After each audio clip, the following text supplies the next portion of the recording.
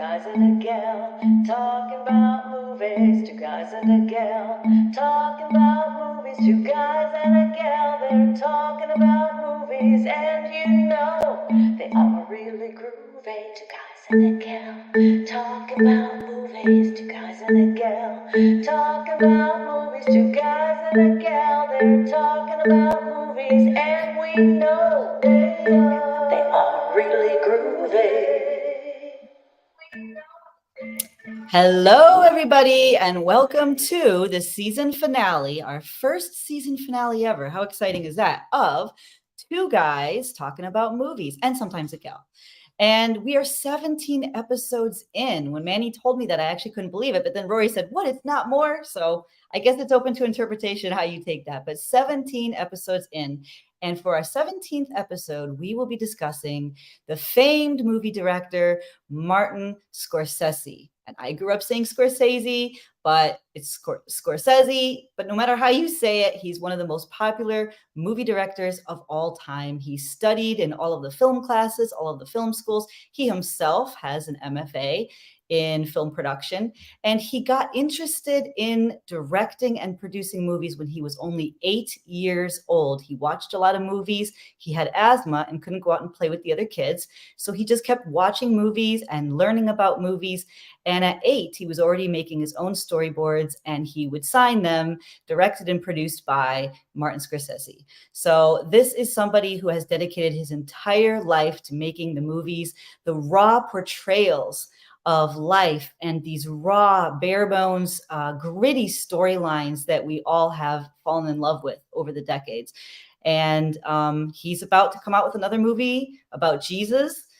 This time, he is answering the Pope's call to artists to make more movies that are religious in nature. So he met with the Pope, and now that's next on his plate. Of course, we know him from controversial topics in religion, such as Silence, which was about Japanese martyrs, and of course, The Last Temptation of Christ, which got him in a lot of trouble. So it's interesting to fast forward and see him doing a biopic about Jesus that seems to be sanctioned by Christians. Very interesting guy.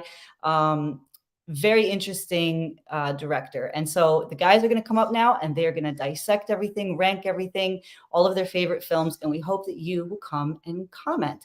Here is your show creator and host, Manny Zamora, and his co-host, Rory, the man of 1,000 portrayals, not just the voices, but the actual physical embodiment, Penland. There you go. I always grew up saying Scorsese. I always say Scorsese. Me too. But Now do our Scorsese. Yeah, around the neighborhood we called him Marty. We just called him Marty. Yeah, Marty. Everyone calls him Marty. I love that. Yeah. That little 8-year-old boy was making movies. He was a weird kid. He does seem kind of weird. Get that camera out of my face. Get it out of my face. He was on Curb Your What am I, Enthusiasm. funny to you? What? How funny? What do you mean funny? Your little dog, I'm here to amuse you? That is so accurate. It's scary, Rory. See, it's possession. You're right. It's possession. Yeah, I don't think What? Did you play a fiddle on a crossroads in Mississippi or something in the middle of the night? Something suspicious here, Rory. Okay. You win this round, Renee. Poof. It's just so That's wrong. actually a It's scene so... from the Critic. Oh, is it? If you've ever seen the Critic, the cartoon. Yeah. Of course, there's a scene where a guy John is saying he Lovitz? likes That's all John these Lovitz. movies, and Gene Shalit, who's looking for a new partner, goes, "You're Satan, aren't you?" And he turns into Satan. He goes, "You win this round, Skissable." Poof, and he disappears. We also found out that Mr. Burns in The Simpsons kind of was the devil. I think he was dancing with a woman, and she said, "Oh, you dance like the devil." And he goes, "Who told you?" Oh, yes. Who told you? Yeah, there you go. So now, see, it's another impersonation. All right, let's get back to Marty, as everyone calls him. He was on Curb Your Enthusiasm playing himself, and Larry David kept calling him Marty. I thought that was cute. But anyways, he's a beloved icon of the entire, film landscape. So what do you guys like about it? Wow. I like like you said, he's got a kind of a gritty look on reality and what happens behind closed doors that we normally, aren't privy to. I realized when I was rewatching some of the movies that I hadn't seen in a while that he's kind of got a depressing outlook. You just realized that, Rory? Come on. I just realized some really bleak endings. Some of them are, not, but which is the one we'll talk about those as we talk about each of the movies. But yeah, I think I like him more, when I see him personally, like doing interviews and stuff. He seems like a really funny guy. So it's funny that, all this really serious, guys whacking each other. He's making those kind of movies. He's making those kind of movies. He's a little Italian guy. He's making those kind of movies. Manny? Yeah, I kind of have to agree with what Rory just said. Scorsese. See, we all start. Marty. Marty. Let's just say Marty. Has. I'm sorry. We all say Scorsese. I think we did. We're Goombas together. We grew up in the neighborhood. Goombas. Anyway, he has that gritty, true to life, street level view of not just gangsters, but just life in general. And I think that's what has made him so legendary, is that he doesn't sugarcoat anything. He comes at it directly, clear-eyed. This is the way it is. Like it or not. And I think that's what gives his movies that almost iconic quality to them, because he does that. And so that's what I like about Marty. I also realized watching or looking at the list of movies I was like, what do I need to see? What have I not seen? I haven't seen The Gangs of New York. Oh. I haven't watched that one. I hadn't seen The Departed until this weekend. And it's on my list. So, but he went through two periods. He went through the De Niro period in the beginning, and then he flipped over to, he was kind of a Leonardo DiCaprio. Let's go through this phase. This guy's interesting to work with. Let's do these movies. Yeah. So there's two kind of phases to now. He still does stuff, obviously, with Bobby De Niro and Joe Pesci. But obviously there were two different paths here, kind of. I guess it was The Departed where he started working with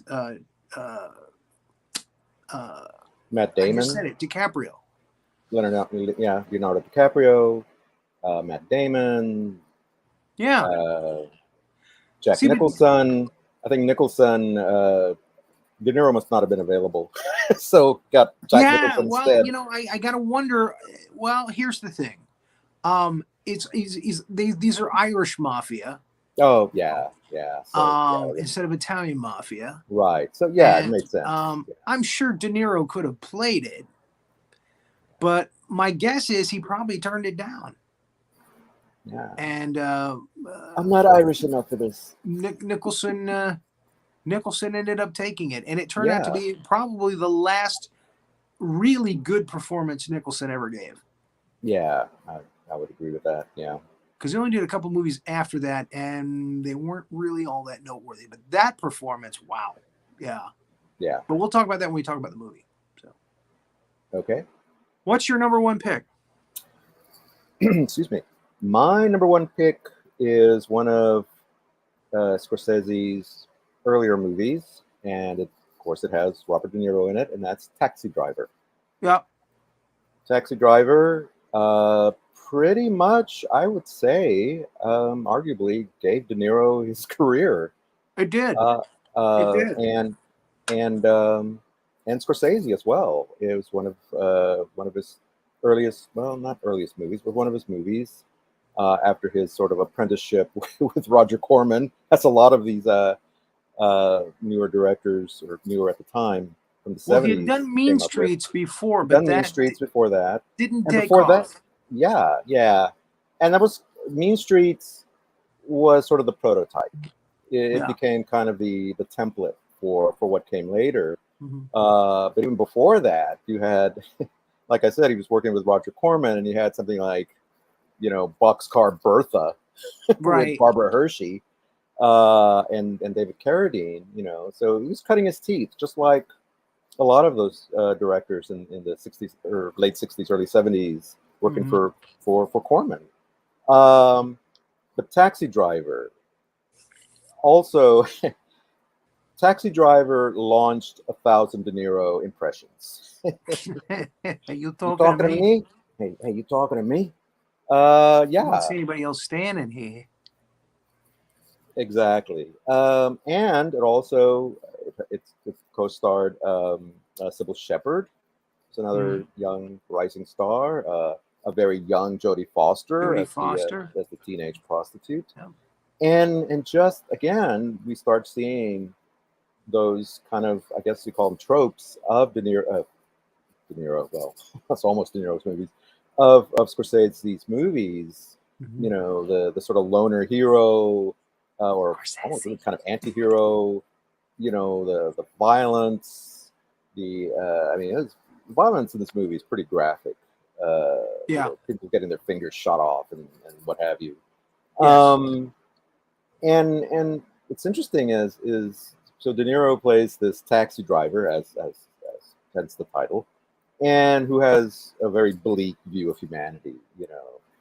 One day a hard rain's gonna fall and wash off the scum off the streets. And he sees himself almost as a vigilante, as a hero. He sees himself as a hero, Yeah. and he tries to rescue Jodie Foster from the streets. He becomes very infatuated with Sybil Shepherd's character, who works on I think like a political campaign, Right.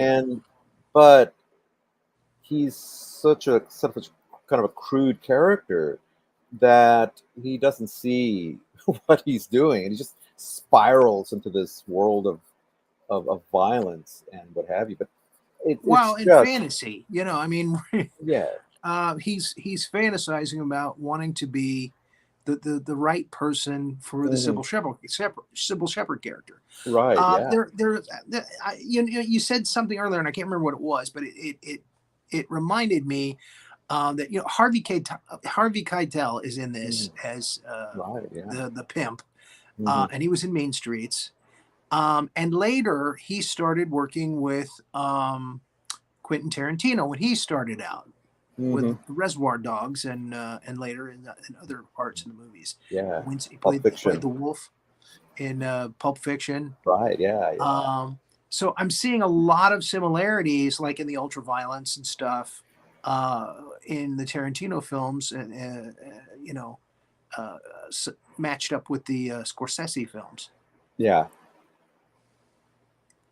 Yeah. I think Absolutely. there's definite homage there. I think he's an influence for sure. Oh, definitely. Yeah. I mean, you can really see the DNA between Scorsese and and Tarantino in the way they Yeah. approach their movies. Tarantino, I think, tends to go a little more abstract, a little more stylized, Yes. where Scorsese wants to be more grounded Straightforward. and Yeah. Like you realistic, said very earlier. straightforward. So, Mhm. but yeah, I can definitely see how you can make Taxi that Driver was link. number 2 on my list. Oh, okay. So what's number one on your list? Number 1 on my list is Goodfellas. That's still. I mean, he hasn't topped it yet. Yeah. That's still his masterpiece to me. Hmm. And just not just De Niro and Pesci, but Ray Liotta. Wonderful performance by Ray Liotta. Yes. You're Yes. rooting for him. He survives in the end, which is makes it a happier ending than most Scorsese films. Yeah. But just about everybody else gets whacked. Right. Yeah. Yeah. So love the film, love the mother scene, and that's somebody's actual mother. Hmm. I can't remember whose, but she's actually a mother of either De Niro, Pesci, or Scorsese, who's playing I the mother in that. I think I think it's Scorsese's. It might be I think it's his Scorsese's mother, I yeah. think so. Yeah. And she's, do you need bullets? Yeah, it's a great scene. And Yeah. he's got a real good, um, I won't say eye for comedy, but he's got a good feel for comedy. Yeah. Scorsese does. There's a lot of dark comedy in his stuff. And also on my list a little later on is a dark comedy that he did. It's a full out dark comedy that he did, which I just loved it. It was just a great movie. I saw it when it came out in the movie theaters, and never forgot it. It was a great film. Anyway, we'll talk about that in a little bit. Okay. But yeah, Goodfellas is wow, and what a performance by Pesci in that. Yeah. I think you did it watched earlier. Raging Bull last night again. Oh, I hadn't seen it in a long time, and you know it's easy to see why Pesci took off from there. I mean, he really has a wonderful character in The Brother in the movie, and they go through several different levels of what they're going through, and yeah. Right. Yeah. Didn't make my list. Oh, really? But it definitely is a deserved an honorable mention there. So. Okay. All right. Yeah, and I think I was going to say you did it. I think you did it earlier, doing the Pesci, the "Am I a clown to you" speech, or maybe it was before the show started. I don't know. But no, I did it during the show. Yeah, I thought you did. Yeah, and of course that's one of the. We're doing a lot of silly stuff before we actually went on the air. I know. Yeah. I was responsible for us being late because I was cleaning house and I thought I set an alarm and I didn't. And 10 minutes after I was like, don't. And we get on it. And Renee's like, okay, you're here. And we start talking. And this happens before every show. This is why we never get off on time on this show, because we're always talking and we're having a good time before we even get the cameras rolling. And yeah. I ended up doing Archie Bunker of all people, which tickled Renee. Yeah. Oh, jeez, can we just go? Yeah. She was like, you totally embody a character. And she said a nanosecond before I did the impression, I was becoming Archie Bunker. I was like, oh, jeez. So, okay. So what's your number two? Sending somebody over to whack you later. No. So my number two is Goodfellas. Goodfellas. So we flip-flopped. There we go. Flip-flopped. Yeah. It almost made I had a difficult choice between Goodfellas and Taxi Driver, but Taxi Driver won out for me in this case. But everything you said about Goodfellas, I like Taxi Driver. It's number two on my list, but Goodfellas, oh my God. Yeah, I mean, that Ray movie, Liotta, right from the beginning. From beginning to end, you're just on the edge of your seat. You just don't know what the hell is going to happen next. Exactly. And even when you do know what's going to happen, you're on the edge of your seat. You're watching. Yeah. I've seen that movie probably a dozen times. And and it's based on a true story. It's based on a real person. Yeah. And I want to say Henry Hill. I think so. Yeah. Yes. Henry Hill or Harry Hill? It's not the Music Man. It's the other one. No. There's trouble right here in River City. No. I think you got trouble, my friends. What do you talk? What do you talk? What do you talk? What do you get? What do you talk? What do you get? You can talk. You can bicker. You can talk. You can bicker. You can talk. Talk. Bicker. But you can talk all you want, but it's different when it was. No one ain't. But you got to know the territory. I actually did that show many years ago. Oh my God! So I remember a lot of that show. That's a great show. Robert Preston. Yeah, and of course it's a monorail. See, now we're going off track again. But again, on a monorail. On a monorail. Goodfellas. Yes. Iconic, classic, one of the best, if not the best, gangster movies ever made. Next to, I would say, The Godfather, or in Godfather Part 2. Yeah. I really don't have much else to say about that. Scorsese actually, sometimes for The Godfather, you feel it. I mean, I could have definitely seen Scorsese directing that film and probably doing a better job. I'm sorry to say, with the Mario Puzo material, but Mm-hmm. there it is. Because I think he knows this better than Then Coppola. Francis Ford Coppola. Yeah, Or Coppola. Coppola. Let's call the whole thing off. Scorsese, let's call the whole thing off. I'm in a mood. Really, that's what happens when you clean house. All right. So just go ahead. What's your number 3? Then? Wolf of Wall Street. Okay. I liked. That was the movie that actually I got. DiCaprio got my respect for that movie. That performance, because this is based on a true story as well. Yeah.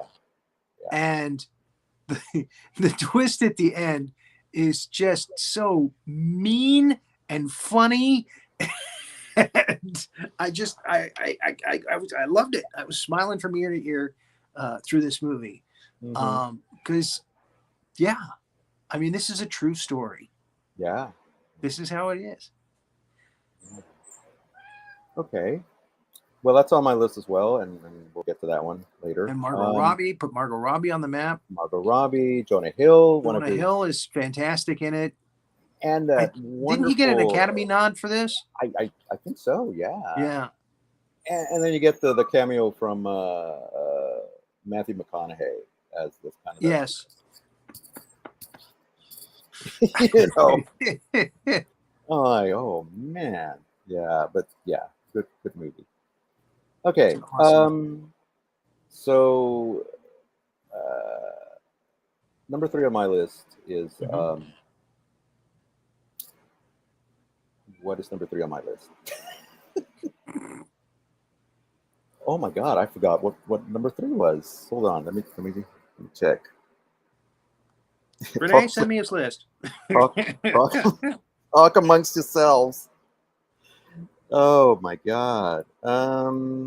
Let's see here. Casino. No. The Departed. Raging Bull. The Irishman. Raging Bull. There were so many movies. It was hard for me to pick just 5. Exactly. Yeah, I know.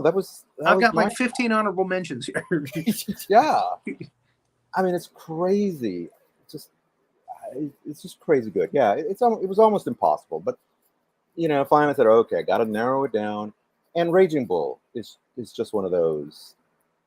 I love boxing movies anyway, and I mean, Rocky, it's a good story, but the Raging Bull, and I think what also distinguishes Scorsese's movies from others is that he does base a lot of them on true stories and real people. He wants to be real. Do what? He wants it to be real. He wants it to be real, exactly. Yeah. So you get Robert De Niro as boxer Jake LaMotta. Yes. And like you said, Joe Pesci as his brother, and just the story of this man, and of course there's the famous story of how De Niro put on weight to play the older. Oh my God, that made this movie so sad for me. Yeah. I mean, no. Yeah, I mean, Brendan Fraser just proved you don't have to do that. Yeah, but De Niro's I think it's a little bit of a method actor. He's a method actor. I'm gonna put on weight. I'm not gonna put a fat suit on. No, I'm doing it. Because this guy is, and it worked. I mean, it did. Oh my God! But Rick Baker was making fat suits for Eddie Murphy. I mean, exactly. I mean, yeah, it could have been done, but. Again, going for that authenticity. He said it was the roughest, that was the easiest thing putting the weight on. It was the toughest thing for him ever to get that weight back off. Yeah, exactly. So yeah. I was listening to my cat meow on the other side of the door. She was meowing nonsense. And then all of a sudden I heard a bark and I'm like, what? Oh, that's my dog. It's yours. I put her up. I have her in her kennel just so she won't be running around, and now she's whining and barking. So yeah, you may hear some more barks. Whining over here. You got a dog whining over there. I know. Renee, Us what and kind our of pets you pets. got? I have the collie, but it belongs to my mom, so I don't have to I don't have to see him every day. But I do have a collie. But usually I always had at least 2 dogs. Sometimes I had 4 dogs. I've had cats, lizards, frogs, horses. Okay. So anyways, Rory went somewhere. No, I'm here. I'm here. Oh, okay, Oh, good. All right. okay. All right. Wait, But you got a before you big go, house there, so yeah, isn't that There's wonderful? lots of cats. I'm not a cat Yeah. lady. I like cats. I love cats. I grew up with tons of cats, but Not yet, she I hasn't. don't. No. But not yet. I like them with a little soy sauce.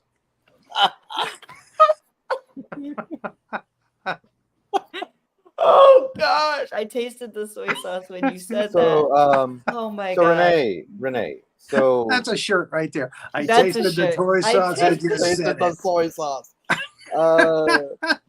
So you want to weigh in here on Scorsese? What's so far? Scorsese. Yeah, Since we're about halfway. Scorsese, Marty. Yeah, Taxi Driver is one of those things where it's like it's the film equivalent of A Catcher in the Rye, because was it Hinckley that was inspired by it to go after Reagan, and and every now and then there'll be some horrible atrocity, and the person will cite either A Catcher in the Rye or Taxi Driver, but it's all the violence is in his mind. Yeah, but it's incredible. I mean, it's just an incredible piece of it launched all these different careers, but that's who he is. Like, he's very gritty, but that's why I'm kind of and Wolf of Wall Street, I'll say, yeah, Leo, that's where I started really respecting how Leonardo DiCaprio acts. I mean, I that and Gilbert Grape, because Gilbert Grape, no one can ever take that from him. He's just incredible. Yeah, Marty, as they call him, he just evokes these really. And Critters 3 with the seminal role. He came a long way since Critters 3. So. Oh, that was a captivating performance, and you know it, Rory. It was, yeah. when the critter came up out of it's very, yeah. No, but Marty evokes something. Here's what Marty said. He said, "Yeah, I got to start somewhere." He said people always complain about doing too many takes. But he's like, if you're an actor, like if you're not showing up prepared, then you might have to do that many takes. So I like how he always sticks up for directors as well. But people love working with him. And isn't he from the same neighborhood as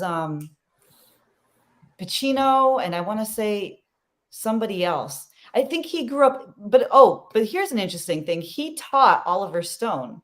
He was a film instructor, like for a very brief period of time, and one of his students was Oliver Stone. So take from that whichever. Yeah, but we haven't gotten through. So yeah, Wolf, and then there's a couple you guys haven't mentioned that. So I won't say. We're getting there. We're getting there. Yeah, we're getting there. Yada yada. We're only on 3. We're halfway through the list. Yeah, we're just over the hump. 4. We're at that hump. So number 4. You want to go? What's your number 4? My number 4 is probably one that's not on your list. It's After Hours, which is the comedy I was telling you about. Yes, I thought with Griffin Dunne. Yes, Griffin Dunne. And it's basically got an all-star cast. I mean, there's a lot of really funny people in this movie. Cheech and Chong are in it. Rosanna Arquette. Terry Garr. Who plays the ice cream lady? I love her so much. She's from Second City Television. Catherine O'Hara. Catherine O'Hara. Yeah, oh my God, everything she does just has me just cracking up. I love her. Terry Garr is also very funny. Mm-hmm. It's got a great ensemble cast, and Griffin Dunne just goes through hell that night until he finally gets back to his desk at work the next morning, and that's all I'm saying. So it's a really funny kind of chase film, I guess is what you would call it. Yeah. It's kind of Hitchcockian. What? Yeah. I don't know. I'm sorry. David Myers came up and said chupacabras. What? Okay. Yeah, After Hours. Almost made my list, but it's a very, very weird movie. Yes. And Griffin Dunne just meeting all these offbeat characters. Like you said, Cheech and Chong is in it, and I'm like, Cheech and Chong? What are you doing?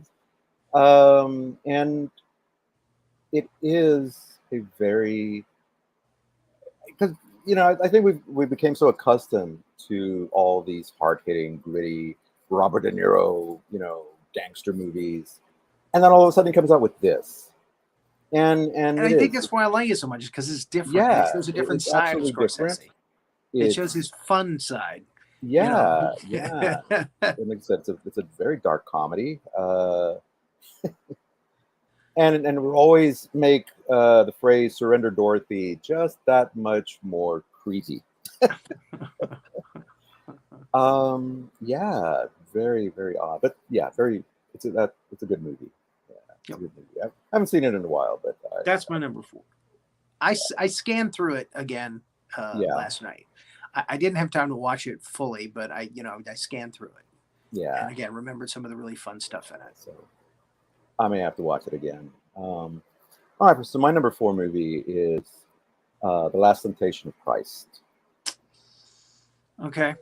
This one, just not a fan. As Renee said at the beginning of the movie, at the beginning of the show, this one caused a bit of a stir, a bit of a controversy, as it's not entirely based on the Gospels, but it's in fact based on a book. Right. And it's a very different portrayal of Christ and his life and everything. And you have Willem Dafoe as a very different interpretation of Jesus. Usually, Jesus is portrayed very, very respectfully, very holy. You think of Jeffrey Hunter and Max von Sydow played him. Other people over the years. But then you get Willem Dafoe, and he plays him as somebody who is not entirely comfortable with this whole idea of being the son of God and having this mission, and hears God's voice as this almost epileptic thing in his head, that causes him to have these seizures. And then you have Harvey Keitel as a redheaded Judas, sort of goading him on and actually treat me like a redheaded Judas. Yeah. And of course, what really got everybody upset, especially both Catholics and Christians, was depiction of this sort of fantasy sequence of Jesus deciding to come down from the cross and living his life as a man, as a human. And he marries Mary Magdalene, played by Barbara Hershey. Let's call her and Magdalene. I think it's Magdalene, but anyway, Scorsese. Tomatoes. Tomato. Yeah, exactly. So that caused a stir. But to me, I like when people take something that you think is, oh well, it's kind of universal. This is the way it is, and the more sort of pious versions of that, and turned it upside down and said, yeah, let's take a look at it from a different perspective. Let's take it from a different angle. And so yeah, I don't know. I personally I like this movie. I think it's controversy aside, I think it's well made. It's interesting. I just didn't like the interpretation. Yeah, I'm sorry. Like you said, I'm just too used to what I've been spoon fed, I guess, up to this point. So I just didn't like the interpretation. I thought it was just him being a little naughty, and and just kind of doing something just for the sake of doing it for controversy's sake. That's how I felt. Yeah. So maybe I should go and give it another look. Maybe I should give it another chance. Give it another look. I downloaded it. I just didn't have time to watch it. And again, I remembered it from when it came out, and I was like, it wasn't my cup of tea. Yeah. No, I mean, I've seen practically every version. There's probably, I'm sure, a few that I've missed. I remember watching Jesus of Nazareth when that came out, the miniseries. That was caused its own controversy as well, but.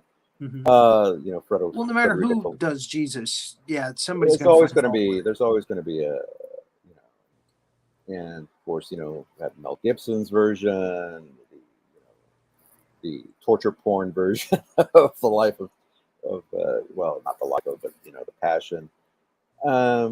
So yeah, I mean, you're never going to make anybody happy when it comes to depictions of a religious figure. I'm curious to see this new one when it comes out. Yeah, yeah.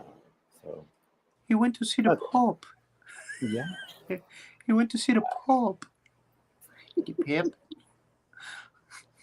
Inspector Clouseau. You pip. The Pip. All right. So what's number 5 on your list? Number 5 on my list is The Departed. Okay. So if you keep the cameras rolling, you know this story, right? That Matt Damon tells about Jack Nicholson. Mm-hmm. The girl falls down after he shoots her, and he says, "Hey, she fell wrong, and that's a really weird thing to say. But if you keep the cameras rolling," then he says, "I think I'm gonna fuck her." And that itself is very, very wicked. And then if you keep the cameras rolling, he turns to the other guy and he says, "Ah." And of course, they didn't do that. That's the funny thing. I'm watching The Departed, and I remember the scene, and I actually, in my mind, thought they went all the way through that whole thing that Matt Damon had said, but they cut it after he says she fell wrong, because it's just him and Ray Winstone on the beach there or whatever, and it's the girl that he was winking at and nodding at the guy's daughter in the diner earlier. Right. Yeah. So evidently he probably did that, but they just didn't use it all because it was just too much. But I love to hear Matt Damon tell that story because he does do a funny impression of Jack Nicholson. Yeah, I've heard him. Yeah, that is. But what a performance by Nicholson. I mean, it's just wow. And oh my God, Matt Damon. That's I was going to say, one of those directors that really knows how to bring out a good performance from practically everybody. Like you said, Nicholson, probably one of his best roles in years. DiCaprio, Matt Damon, all those guys. And Mark Wahlberg. Mark Wahlberg just did it too, you piece of shit. All right, he's Mark Wahlberg, for crying out loud.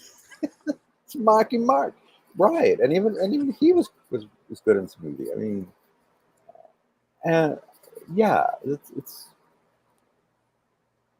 that's a good movie. Yes. And it's one of my honorable mentions. Number 5 I'm of my. Surprised it's not higher on my list, but yeah, I just saw it this weekend for the first time. I've been meaning to get around to seeing it, and I just hadn't gotten around to it until this weekend, and I watched it for the show. That's cool.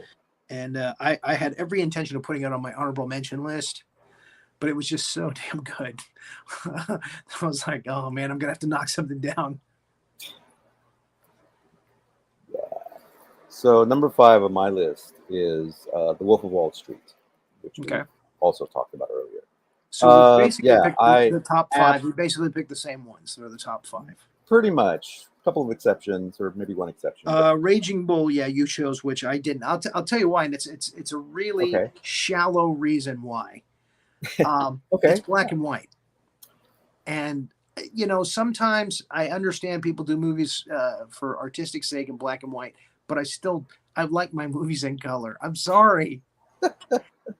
Jake LaMotta's life was in real color, for crying out loud. It didn't have to be black and white. Rocky was in color. Come on. It's a boxing movie. It should be in color. So that was the reason why it didn't make the top 5. It made an honorable mention, just because of the performances. But, well, I think, one of the things, you and I are from different generations. I mean, that much is obvious. Are we? And I grew up with black and white movies. I grew up with black and white TV. So black and white has been part of my life for years. Too. And I don't mind it. And I also grew up with Ted Turner colorizing a lot of my favorites. And I'm like, oh, wow, this is great. I can finally see King Kong in color.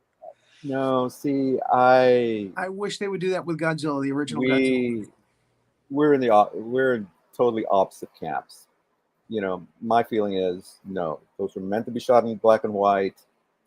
They're meant to be seen in black and white. Do not touch them.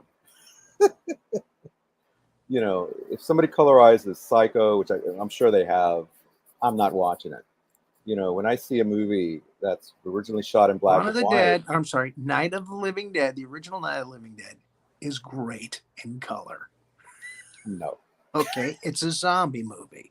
It's not supposed to be in I black and saw white. that version and I was like, no. They remade it in color. The remake is fine.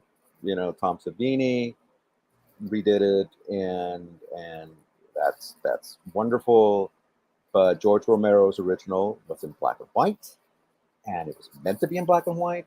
Maybe he wanted to shoot it in color, and he could only afford black and white film. That's what it is. Whatever the reason, He I don't shot care. in black and white because he couldn't afford the color film. Yeah, He was shooting in Pittsburgh. Yeah, it's Pittsburgh. No, that I will fight Again, you on this. We issue. know this. We know this because Dawn of the Dead, which came a couple of years later, was in full color, and every George Romero zombie film after that was in color. Yeah, he had bigger budgets. So yeah. Okay, well, we'll agree to disagree on that point. Oh, but I was going to say about Raging Bull, black and white issues aside, it reminded me. You know, you're talking about kind of a downer it is, and how sad it is. It reminded me of a Rod Serling script, and now the title's gone out of my head, about a boxer who, you know, it's about the fall. The Big Tall Wish. Well, that's a Twilight Zone episode, but right? No, that's not the one I'm thinking of. No, it was a Ivan play. Dixon. With Ivan Dixon from. Well, no. That was a Twilight Zone episode. Yes. But that's not the one I'm thinking of. Okay. It was originally a play. It was a made-for-TV play, and then it was made into a movie with Anthony Quinn, where he plays this sort of washed-up boxer who tries to make a comeback, and just utterly, I mean, he's just over the hill. He's just over there, and I want to say Keenan Wynn was in this as his manager, and at the end he winds up he falls so low that he becomes a wrestler, you know. And I wish I could remember what the name of the movie is. I'll have to look it up. But yeah, it's a little bit of kind of what reminded me of, or what Raging Bull reminded me a little bit of. So anyway, honorable mention goes to the King of Comedy. It's definitely an interesting performance by De Niro. Sandra Bernhard steals every scene she's in. She's wonderful. Jerry Lewis is great doing the deadpan. Oh my God, I can't believe I'm going through this. It was the last great performance of Jerry Lewis. Yeah. And again, like we said before, drawing out great performances from people who you wouldn't expect to be that good. Like Jerry Lewis, you know, kind of dismissed him as this goofy, you know, silly comic in his movies. And then he does this, you know, and then De Niro is hilarious and then incredibly dark as the guy, and you know you've made a classic when it winds up not really a spoof, but the sort of paid homage, you know, the Joker, the one with Joaquin Phoenix, you know, kind of plays homage to it. Yeah. And has De Niro in it as the talk show guy host. this time, as the show host, you know. So you know you've made a classic when other movies reference it and kind of, you know, borrow that idea. Yeah. Oh, and the movie that I was thinking of, the boxer movie, is called Requiem for a Heavyweight. the one with Anthony Quinn. Okay. Yeah, I've heard of it. Yeah. So, and Jack Palance played the boxer in the original play. Yeah. So. Jack Palance. You're my number one guy. I still remember him when he did the Oscars and he did the one-arm push-ups in front of everybody to prove just how what a macho guy he was at age, whatever he was, 80 or whatever. But anyway. And Billy Crystal came back with like a half a dozen zingers about Jack Palance after that. Yes. Like Jack Palance just bungee jumped off the Hollywood sign. Exactly. They had this huge group of children singing a song that was one of the best, one of the picks for best song. And it was like all these Asian kids. Billy Crystal comes out after the song and goes, and all of them are children of Jack Palance. I'll never forget that. Billy Crystal was one of the best hosts of the Oscars. He really was. Yeah. And could be again. He's come back. I mean, they need to bring him back. Yeah. The Irishman. The Irishman Deservedly deserves a nod. Not one of my favorites. It's good, but it's Pacino. With Scorsese. With Scorsese, yes. De Niro's back. Pesci's back. Everybody's back. Yeah. They seem a little grittier and older. Yeah. Yeah. But I felt it was just a little too long for me. It was long. And normally I don't have problems with long movies. It just it started to drag after a while. I'm like, oh man. That's the funny thing is most of his films, Scorsese, it's like an hour and a half. They're not long films. They're not long overblown films. You're in, you're out, nobody gets hurt. Hour and 40 you're minutes. in, you're out, everybody gets hurt. Everybody gets whacked by an hour and a half. Exactly. With a baseball bat or a gun to the head. That's another great SNL skit. They had the guy who was doing Joe Pesci was doing the show, and he had the big cigar, and then De Niro and Pesci come on, the real people, and they're like, "Oh yeah, you think that's the way I act? Yeah, let me show you how it's done." And starts whacking him with a baseball bat. Just the Joe Pesci show. Yeah, exactly. He was doing my Pesci. That guy was doing my Pesci, for crying out loud. I was doing Pesci in my act long before he did that. Anyway. And doing it really well, by the way. So one of my honorable mentions. When he was starting out, he went up to New York. He was smart. I stayed in Florida. Oh. Good. Yeah. The Aviator. Aviator, yeah, that's a good one. Again, he likes to do real life stuff. That's Howard Hughes. Interesting pick of Leonardo DiCaprio as Howard Hughes. But to me, the one that really stood out for me was Cate Blanchett as Katharine Hepburn. As Katharine Hepburn, yes. She's got the voice, the mannerisms. She had nailed it. Nailed down. She did. Yeah, she was perfect in that role. Yeah, one of my honorable mentions is probably Scorsese's only like child-friendly movie, and that's Hugo.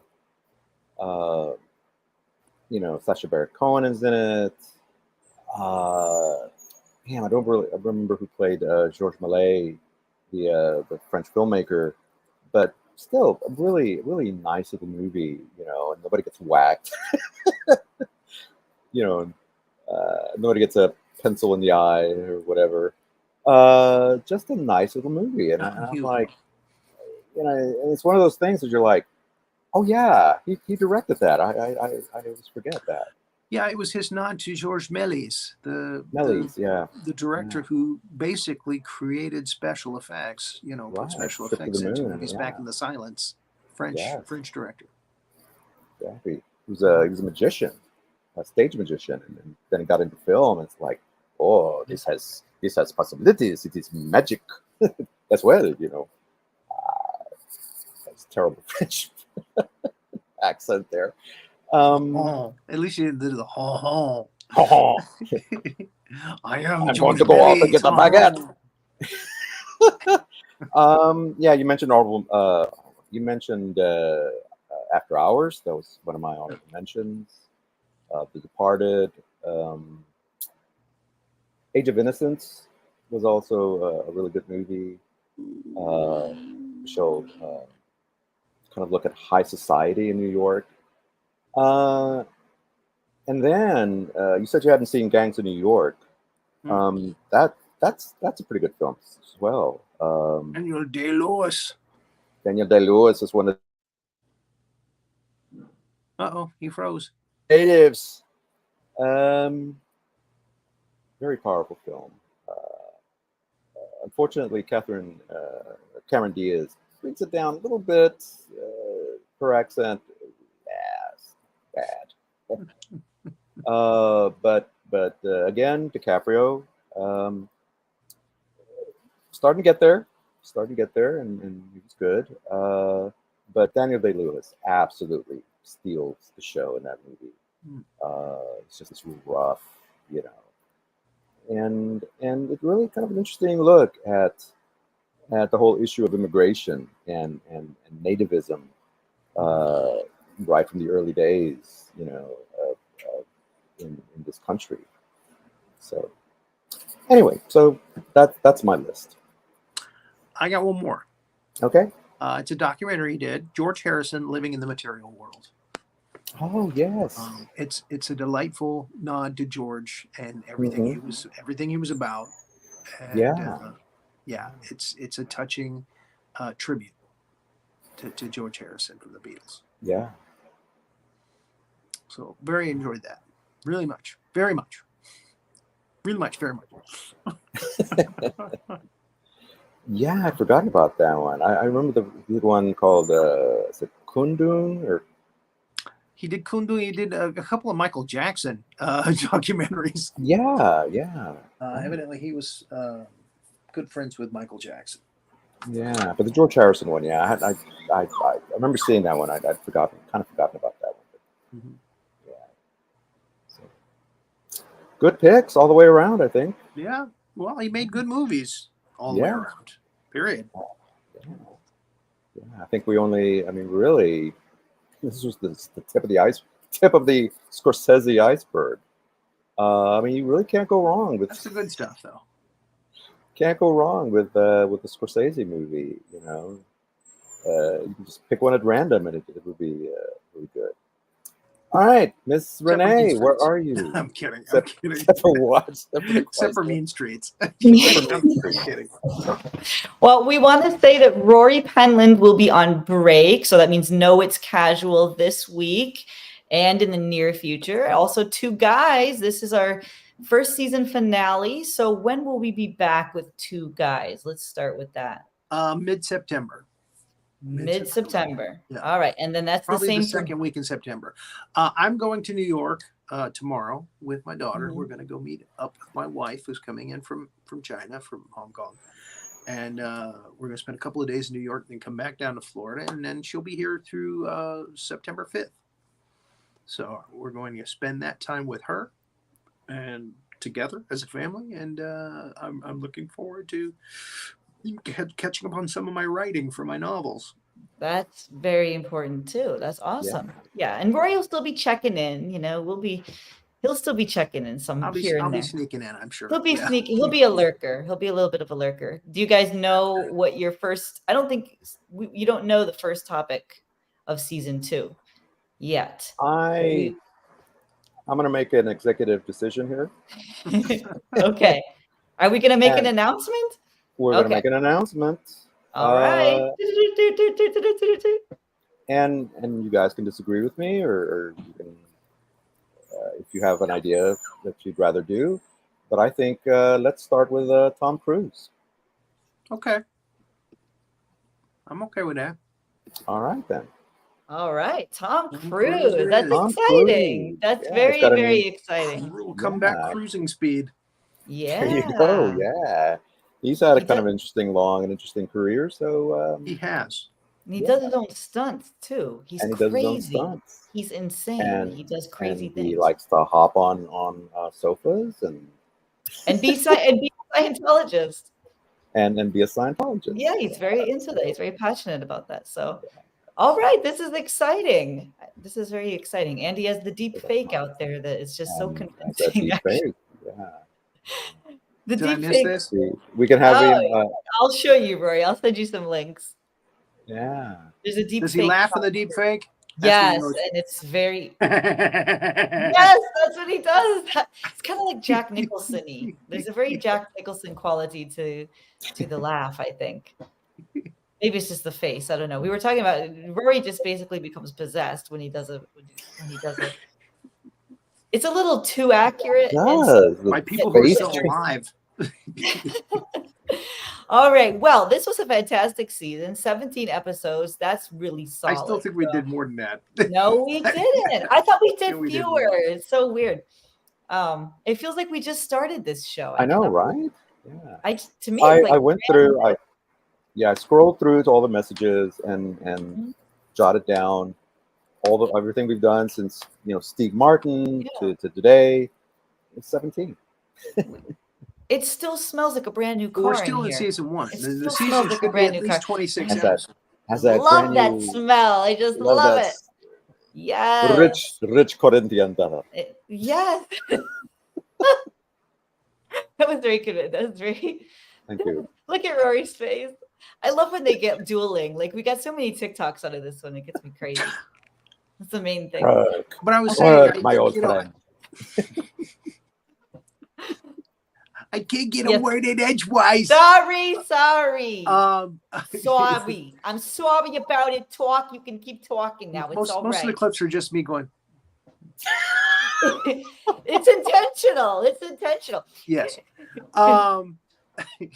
He what I was talks a gonna say lot, is, people. I feel He talks a lot, but we do not let. We just, you see, I just did it there again, organically.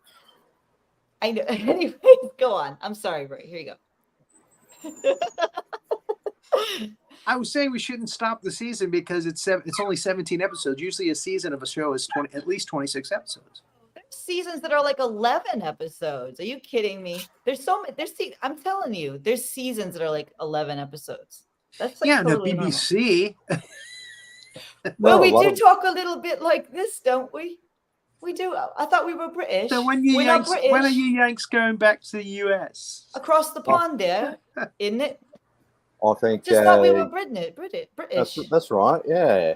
So anyway, we're doing our regular 12, 13 episodes, and then we're moving on. So That's a season. That's a And- season, All right, Rory. so- I need to. So what you're saying is it's going to be just a season. 17 episodes per season. It doesn't have to be That's- uniform. It doesn't have to be No, uniform. it- Why it's does it have to whatever. be uniform? It's whatever we This is decide. Michael Caine. Right. And It's I'm whatever. saying right now, It's whatever. I don't appreciate Michael. the fact Mi- that you're Michael, doing British listen. accents and you've got 17 episodes for one season, which is too long for the BBC and too short for a normal television season. Because we're not the BBC, you see. We're not the FCC. We're not the BBC. We're the CCTV. We're not the That's BBC, right. we're not the Yeah, BBC. you We're know. we are the CCTV crew. Ooh, ooh, ooh, ooh. You down with CCTV? Yeah, you know me. You down with CTV? There you go. Other people's privates, people. Other people's privates. Other people's privates? Where the That's hell what did that come OPP. That was OPP what stands for, yeah. Yeah. How do you not know this, Barry? This is pop culture 101. It's like, I like big butts and I cannot lie. It's then you have this. You have Other brothers can't deny, yes. right. It's the same thing. You down with OPP? Yeah, Right. you know me. And it's all about other. I am down with OPP, by the way. Yeah, and I'm down I've with been down. OPP. And I like I've big been- butts. And I Would don't you care say- who knows it. I don't care. And I'm down with big butts. I like big butts and I cannot lie. Lie. Rory, You other brothers can't can't deny. When a thing walks in with a little bitty waist and a run thing in your face, you get You sprung. get sprung. Yes. Anaconda don't want none unless it got Got buns, buns, hun. hun. That was the best. Yes, I'm the it's real gotten to Slim that Shady. point. I'm the real Slim Shady. All you other Slim Shadys are just imitating. Will the real Slim Shady please stand up? Please stand up. Sandy's gonna love this because she just walked in. Sandy, we were doing a retrospective of hip hop songs from like the last 20 years. You missed it. You got to go back. Can't Sandy, touch please. this. We need the baggy, the baggy trousers.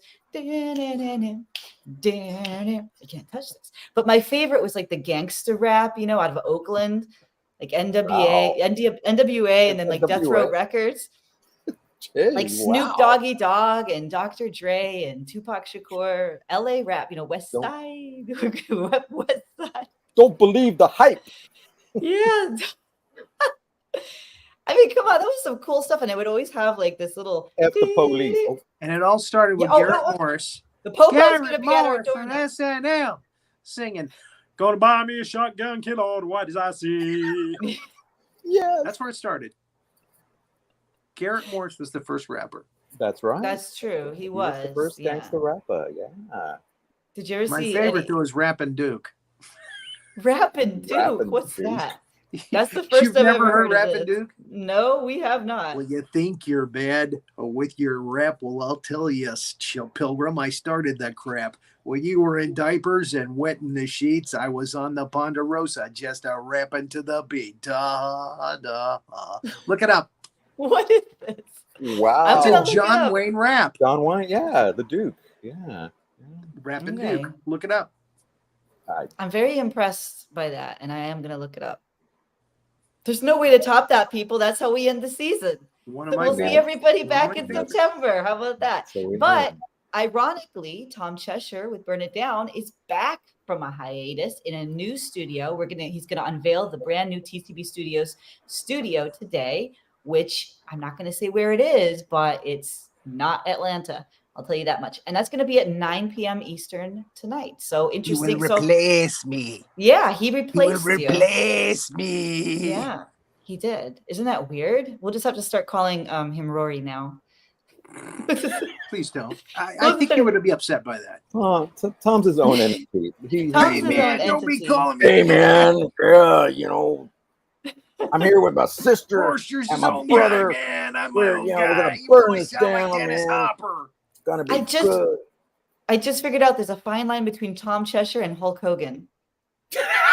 Hulk Hogan? Take your vitamins. Yeah, if you watch it back, like when you're doing it, like when you're doing your Tom Cheshire, it's very Hulk Hogan-y.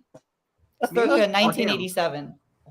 Because I'm doing like a Dennis Hopper. That's how he sounds like Dennis Hopper to me. All right, let me hear what it is. Hey man, welcome to Burn It Down. Hey, yeah, but that's also like, you're a real American. Take your vitamins. By Slim Jim. No, that's Randy Savage. That's Savage. Get your wrestlers, don't mix up your wrestlers. That's right. Don't mix up your wrestlers. I'm just an old hippie dude, like a generic rock and roll. I was gonna say burnout, but that's not it. That sounds a little like is it Otto, the school bus driver? Otto, the school bus driver. Man. Hey kids, get back in the back of the bus, dudes. See, David agrees. He said Hulk Hogan is kind of the same, but maybe a little lower. Okay, so a little lower, a little more down here. Yep. Mm-hmm. And you got to do this. Got kind of doing my neighbor's children's birthday party. What is this? Why is it all flashy? Is it? I don't know. Or is that The Rock? Can you smell what The Rock is cooking? We don't care what The Rock is cooking. Can you do Roddy Piper? Do either of you do Roddy Piper? Oh man, no. Let's see. Roddy, I came here to chew gum and to kick ass, and I am all out of gum. That's pretty good. He was real crazy though when he was in the ring, right?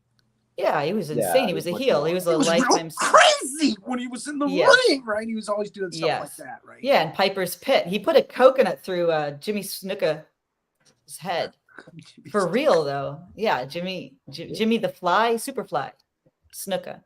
He took a coconut and bashed it against his head for real. Like crashed it on his head. Yeah, and then Jimmy was pissed off. Renee, the fact that you know that I know, I know everything about Just makes me 80s love and you early. more. I thought you were gonna go there. It's just But me do with you the know W. Dusty Rhodes? Yes, Dusty Dusty Roses. Rhodes. Dusty Rhodes in the spine of Guildhall.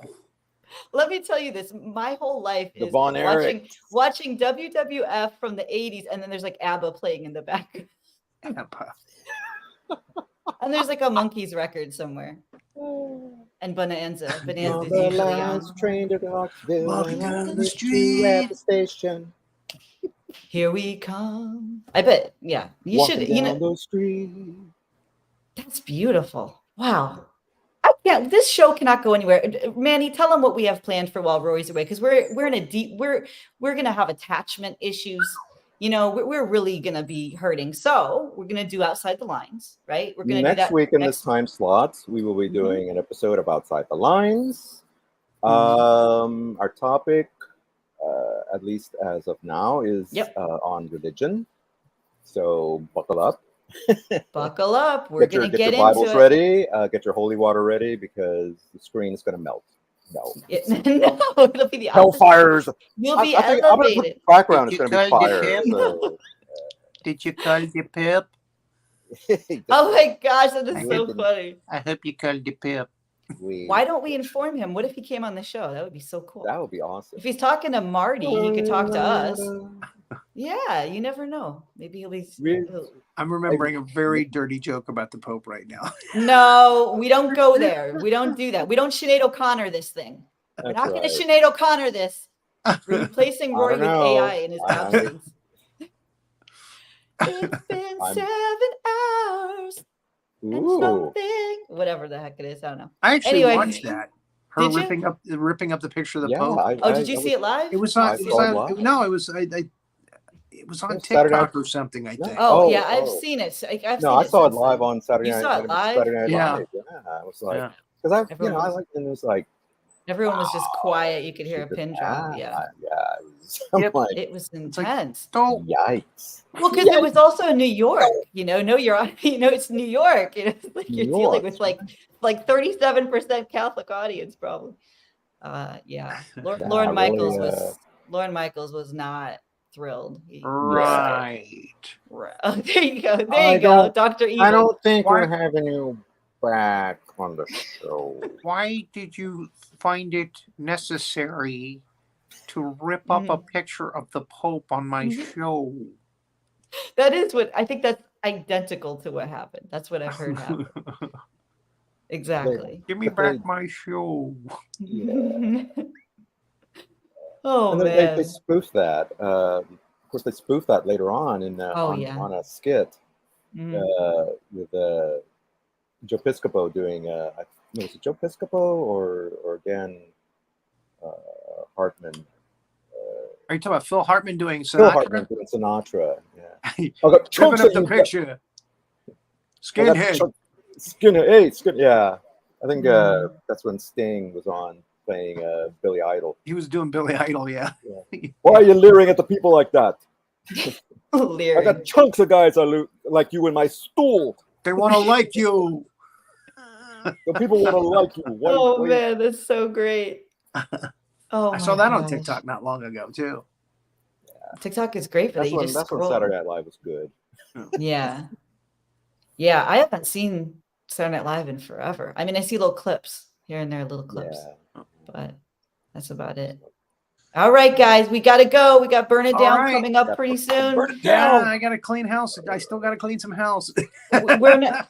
Rory, you're not doing Painting with Rory this week either, right? So no, this is it. This is the last one. This is it. Tomorrow we will be en route to New York. So it's so sad. All right, enjoy yourself. Have fun Yes. with your family. We love you, Rory, and you'll be on TikTok all the time, anyways. You're when gonna you're miss sleeping. me. We already do. Well, I Don't make I me don't know. cry. We'll see. We're having I'll have separation. somewhere you're talking. I'll have somewhere you're talking. We're having separation anxiety already. Yeah, it's getting a little. You're gonna look down, and I'm gonna be clinging to your ankle, just looking up. Don't go. Take me with you. You just kick me. Just keep kicking. Eventually I'll slough off like some reptile skin. Look at. Fall I off wanted like to. some reptile skin. Good night, everybody. We've got it's getting weirder and You're gonna weirder. I fall off like apologize. some reptiles, kid. Apparently, I appreciate That was And we have an inspiration gonna and go for a outro. anxiety. while. We have an outro. We do have an outro, and We this do. is and it's Manny It's a good Zamora made outro. this. It's an amazing outro, and we're gonna play it right now. Thanks for watching this episode of Two Guys and Sometimes a Gal Talking About Movies. Be sure to like, subscribe, and click that notification bell to get future episodes.